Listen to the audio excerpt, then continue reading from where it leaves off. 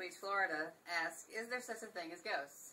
Well, ghosts would indicate that someone has returned from the grave. You always hear the stories about how someone woke up late at night, they heard pitter-patter down their hallway, they rushed into the hallway with a camera to find Grandpa Logan walking around with chains attached to his body or something like that. The issue with ghosts is, according to Hebrews 9:27, the author says it is appointed unto man once to die, and then from there the judgment.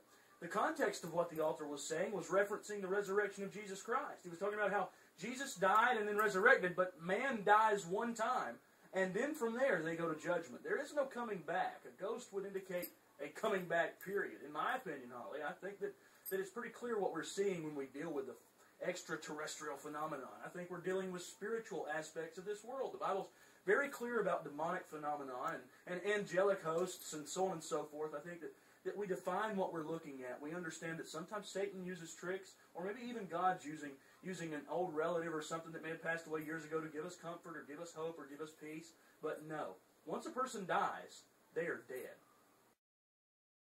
Frank from Waco, Texas asks, is it okay to celebrate Halloween? Well, in today's society, you see a lot of traditional churches that are talking about how you need to come to their church to celebrate Halloween because they're going to sing hymns and dance a little dance and jig a little jig. The issue is I think what we've done is we've walked away from the facts. You know, some pastors are talking about how Halloween costumes are too scary, but it was actually Christianity that ushered in the scary costume to scare away the haints. You have some pastors talking about how we're going with the world, going with the flow, but the problem was Jesus came to this earth to live as a man in a man's world in order that he could relate to humanity. I think that if we walk away from Halloween or All Hallows Eve or Samhain or whatever you celebrate, and we try to be all Christian about it and all righteous and hide ourselves from society, ultimately society will overtake Christianity and Christianity will be nothing. Open your doors to Halloween. Invite children in. Give them candy. Have a Halloween fiasco at your church. Do a costume competition. Have the scariest costume win some kind of big prize, a bowl of candy or something. But the last thing we want to do is exclude ourselves from the activities that go on around us. I mean, our community is full of people who want to enjoy these holidays as they come by. You know, if we're not going to celebrate Halloween because it's pagan or because of the rituals, maybe we don't need to celebrate Christmas, because I want to inform you, December 25th is a pagan holiday. We need to be very careful how we relate these things to the society that we live. A lot of people are scaring away future Christians by their principles and ideologies.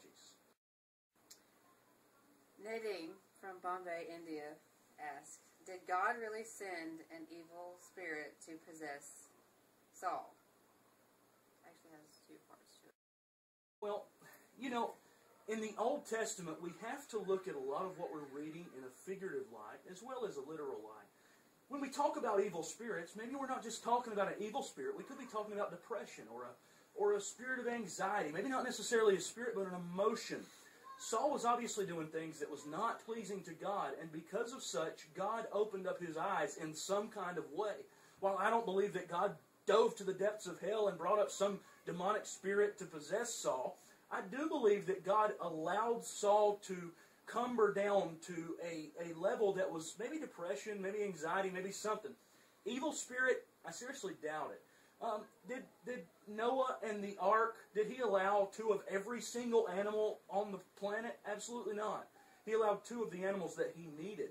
When we read the Bible, we need to understand what we're looking at. When we talk about evil spirits, maybe it's not just an evil spirit. Maybe it's an emotion or a state of mind or an attitude. God certainly would have never, ever, ever controlled an evil spirit in such a way to possess his creation. That's a good question by Nadine, but you said there's two parts? Yes, yes. Does the witch of Andover prove that psychic mediums are real? Well, I believe when Nadine wrote this, she meant the witch of Endor, and that's okay. The situation is this. Of course, psychic mediums are real. We see it in the New Testament. In the book of Acts, we deal with Simon the sorcerer and so on and so forth. And while they're real, we need to understand that it's not necessarily something that we should do to rush out and find ourselves a psychic in order to open our doors to try to figure out the future. You know, when we start dabbling in witchcraft and the magical arts, we're actually dabbling in something very dangerous. We're opening ourselves up to some kind of supernatural, spiritual being that could really come in and harm our lives.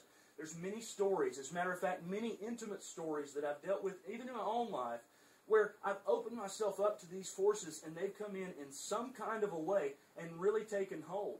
I believe that what we should understand is, while yes, there are psychic mediums, and of course the Bible talks about how this one psychic medium summoned Samuel back from the grave and so on and so forth, it's very dangerous. It's very dangerous for us to go out there and fiddle around with stuff. You got Ouija boards and so on and so forth. While they look cool, while they look fun, and believe me, they are, ultimately they're going to open up something else. While you got these little things, you burn in your candles, yeah, that's all cool, well and good, but where does it lead to from there? All this stuff is biblical, but all this stuff is dangerous. And just because the Bible says it doesn't mean that we should do it.